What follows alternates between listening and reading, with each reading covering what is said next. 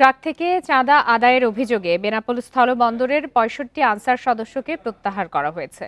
বন্দরে আমদানি রপ্তানি পণ্যের নিরাপত্তা ও পণ্যবাহী ট্রাকের গেট পাস পরীক্ষা নিরীক্ষায় ১৬৩ আনসার ও বেসরকারি নিরাপত্তা সংস্থা পিমার ১২৯ জন সদস্য দায়িত্বে রয়েছেন। বান্ডেল থাকলে প্রতি সেনমানিতে টাকা বাঁচবে। বিকাশ সেনমানি বান্ডেল কিনে জিতুন প্রতি লেনদেনে। বন্দরের বিভিন্ন গেটে পণ্যবাহী ট্রাক যাতায়াতে কাগজপত্র যাচাই বাছাইও করেন তারা। এ সময় প্রতি ট্রাকে ২০ থেকে ৩০ টাকা পর্যন্ত চাঁদা আদায় করা হয়। বিষয়টি নিয়ে বিভিন্ন গণমাধ্যমে সংবাদের পর কর্তৃপক্ষের নির্দেশে ২ দফায় বেনাপোল বন্দর থেকে ৬৫ আনসার সদস্যকে বদলি করা হয়। ব্যাটালিয়নের সব সদস্যদেরকে প্রত্যাহার করা হবে বলে জানান বন্দরের উপপরিচালক মামুন কবির তরফদার।